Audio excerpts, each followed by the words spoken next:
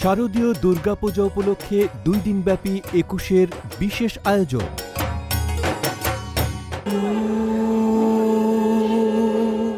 চাঁদপুরের শাহরাস্তি উপজেলার ঐতিহ্যবাহী এ স্থান হিন্দু ধর্মাবলম্বীদের জন্য অন্যতম একটি তীর্থস্থান। বরিশালের আগলঝরা থানার গৈলা গ্রামে মনসা মঙ্গল মন্দিরটি পার্বতী কর্তৃক প্রতিষ্ঠিত।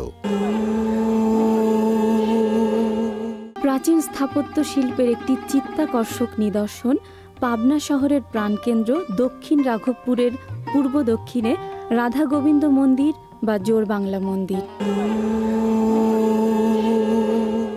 দিনাজপুরের প্রখ্যাত জমিদার মহারাজা প্রাণনাথ ও তার পুত্র রামনাথ 1704 থেকে 1752 খ্রিস্টাব্দে এ মন্দির নির্মাণ করেন।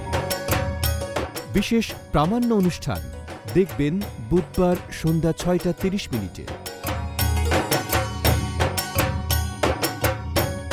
বিশেষ দিনের এই আয়োজনে থাকুন 21-এর সঙ্গেই।